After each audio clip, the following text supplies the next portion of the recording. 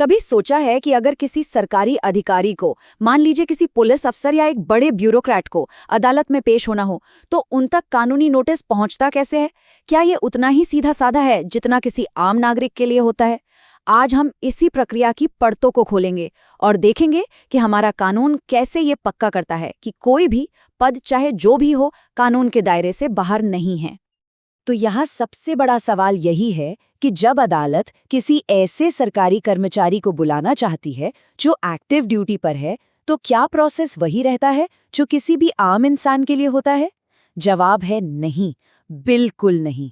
असल में इसके लिए एक बहुत ही खास और सख्त प्रोटोकॉल बनाया गया है जो ये भी देखता है कि सरकारी काम में कोई रुकावट ना आए। अच्छा, इस खास प्रक्रिया में जाने से पहले जरा समन को समझ लेते हैं। ये अदालत का एक ऑफिशियल ऑर्डर होता है जो किसी व्यक्ति को एक तय तारीख पर हाजिर होने के लिए कहता है। इस समन का सही इंसान तक पहुंचना, जिसे कानूनी भाषा में तामील या सर्विस ऑफ समन कहते हैं, किसी भी केस की बुनियाद होता है। अगर ये तामील ठीक से न हो तो पूरी कानूनी कार्यवाही ही पटरी से उतर सकती है। तो ये जो खास प्रक्रिया है, ये एक खास कानून में लिखी हुई है। भारतीय नागरिक सुरक्षा संहिता यानी BNSS 2023 की धारा 68 ठीक इसी सिचुएशन के बारे में हमें सब कुछ बताती है। पहली नज़र में ऐसा लग सकता है कि ये नियम सरकारी अधिकारियों को कोई स्पेशल ट्रीटमेंट देता है, लेकिन ऐसा नहीं है। इसका असली मकसद दो ज़रूरी चीज़ों को बैलेंस करना है। एक तो ये कि न्याय हो और अदालत का आदेश उस व्यक्ति तक पहुंचे, और दूसरा ये कि सरकारी कामकाज भी आराम से चलता रहे। मतलब ये एक ऐसा सिस्टम बनाने की कोशिश है जो सरकार के अपने स्ट्रक्चर की इज्जत करता है और जिससे भरोसा और जवाबदेही दोनों बने रहते हैं। यहाँ इन दोनों प्रक्रियाओं का फर्क साफ दिखता है।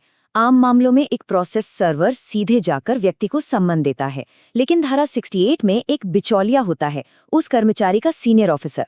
ऐसा क्यों?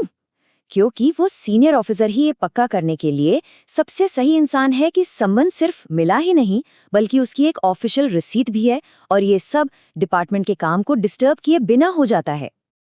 तो ये सम्मन अदालत से निकलकर उस सरकारी कर्मचारी तक पहुंचता कैसे है? चलिए इस 3 स्टेप की जर्नी को साथ में देखते हैं और समझते हैं कि कानून ने इसे इतना फूलप्रूफ कैसे बनाया है। प्रक्रिया का पहला कदम ही इसकी सटीकता की गारंटी देता है।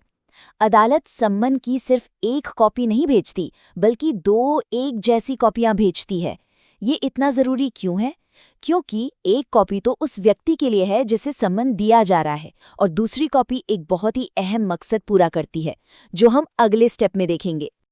ये प्रोसेस एक रिले रेस की तरह है, जहां जिम्मेदारी एक हाथ से दूसरे हाथ में जाती है। अदालत अपनी भूमिका निभाते हुए 2 कॉपियां भेजती है।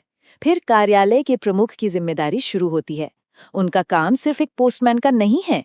उन्हें ये पक्का करना है कि सम्मन पर्सनली कर्मचारी को मिले, और सबसे जरूरी, वो उस दूसरी कॉपी पर साइन करके उसे सबूत के तौर पर अदालत को वापस भेजे।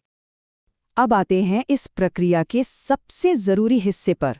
अदालत को ये कैसे पता चलता है कि सम्मन वाकई उस सरकारी कर्मचारी तक पहुंच गया है? जवाब छिपा है उस एक सिग्नेचर में। कानून के इस छोटे से वाक्य में बहुत बड़ी ताकत है। ये कहता है कि ऑफिस के हेड का सिग्नेचर ही अपने आप में समन की तामील का पक्का सबूत है। अदालत को किसी प्रोसेस सर्वर की गवाही या किसी और हलफनामे की जरूरत नहीं है, वो एक सिग्नेचर ही काफी है। जैसा कि यहाँ साफ है, ये प्रक्रिया किसी भी शक या बहस की गुंजाइश ही खत्म कर देती है। नॉर्मल केस में कोई ये कह सकता है कि उसे तो सम्मन मिला ही नहीं, लेकिन जब एक सीनियर सरकारी अधिकारी जो खुद उस डिपार्टमेंट का हेड है अपने साइन से ये साबित करता है कि सम्मन दे दिया गया था, तो ये कानूनी तौर पर एक ऐसी मजबूत दीवार बन जाती है जिसे तोड़ना लगभग नामुमकिन है। तो ये सिर्फ एक नियम नहीं है, ये कानून के काम करने के बड़े सिद्धांतों से जुड़ा हुआ है। ये दिखाता है कि एक फेयर लीगल सिस्टम को कैसे काम करना चाहिए। तो कुल मिलाकर धारा 68 सिर्फ एक प्रोसीजरल नियम नहीं है, ये गुड गवर्नेंस का एक पिलर है। ये विश्वसनीयता, जवाबदेही और सरकारी स्ट्रक्चर के लिए सम्मान को पक्का करता है, और सबसे बढ़कर ये उस शक्तिशाली सिद्धांत को मजबूत करता है कि कानून की नज़र में पद या रुतबा चाहे जो भी हो, हर कोई बराबर है। और आखिर में एक सवाल, ये फॉर्मल प्रोसेस जवाबदेही के लिए तो बहुत अच्छा है, लेकिन क्या कभी-कभी ये न्याय मिलने की रफ्तार को धीमा कर सकता है? फॉर्मल प्रोसेस और स्पीड के बीच सही बैलेंस क्या होना चाहिए? ये सोचने वाली बात है।